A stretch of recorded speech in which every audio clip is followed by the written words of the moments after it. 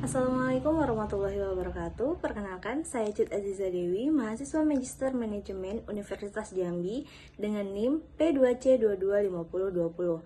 Dalam kesempatan ini, saya akan mempresentasikan ataupun memaparkan studi kasus dalam syarat pemenuhan tugas Project Based Learning dari mata kuliah Manajemen Sumber Daya Manusia Strategis dengan dosen pengampu Ibu Dr. Sri Rosita SEMM. Semoga penjelasan ini dapat diterima oleh teman-teman dan juga dapat bermanfaat untuk kita semua. Pada kesempatan kali ini, saya akan mempresentasikan tugas mengenai Employee Resourcing Strategy pada perusahaan Shopee. Nah, dalam presentasi ini, saya akan membahas mengenai kondisi SDM Shopee, masalah utama dalam pengelolaan sumber daya manusianya, serta strategi employee resourcing yang dapat diterapkan agar pengelolaan sumber daya manusia menjadi lebih efektif. Di sini terdapat 3 analisis SDM yang saya lakukan. Yang pertama yaitu rekrutmen, di mana Shopee menggunakan sistem rekrutmen berbasis digital melalui website perusahaan, LinkedIn, kampus hiring, dan program internship, di mana proses seleksi ini dilakukan melalui tes online dan interview digital sehingga lebih cepat dan efisien. Kelebihan dari sistem ini adalah mampu menjangkau kandidat secara lebih luas dan mempermudah perusahaan untuk mendapatkan talenta digital yang berkualitas. Namun, persaingan talenta digital yang sangat tinggi juga menjadi proses seleksi menjadi lebih kompetitif. Yang kedua yaitu kesesuaian karyawan, di mana sebagian besar karyawan Shopee memiliki kemampuan yang sesuai dengan kebutuhan perusahaan digital, seperti menguasai teknologi, mampu beradaptasi dengan cepat, kreatif, dan juga mampu bekerja dalam tim. Namun, terdapat beberapa tantangan seperti tekanan target kerja yang tinggi, beban kerja yang besar, dan perubahan sistem yang cepat, sehingga karyawan harus terus menyesuaikan diri.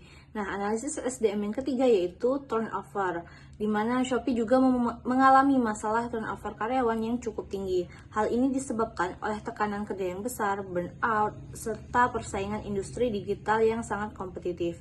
Nah, dampaknya terhadap perusahaan itu adalah dapat kehilangan talenta yang terbaik, produktivitas menurun, biaya rekrutmen meningkat, dan stabilitas tim kerja menjadi terganggu. Nah, berdasarkan analisis yang dilakukan, terdapat beberapa masalah utama dalam pengelolaan sumber daya manusia di Shopee, yaitu burnout karyawan, tingginya turnover, persaingan mendapatkan talenta digital, kesenjangan kompetensi, dan work-life balance yang kurang baik.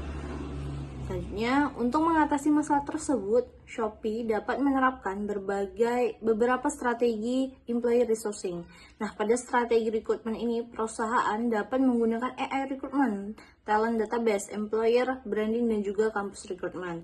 Selain itu, perusahaan juga perlu meningkatkan pengembangan karyawan melalui training digital skill, leadership program, mentoring, dan sertifikasi profesional agar kompetensi karyawan terus berkembang.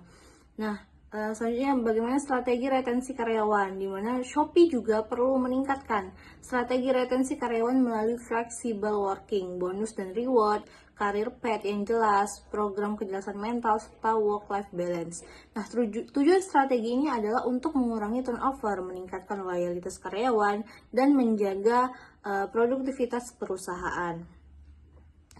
Selanjutnya, dalam workforce planning, di mana Shopee perlu melakukan analisis kebutuhan tenaga kerja, serta succession planning, evaluasi performa, dan pengembangan talenta internal.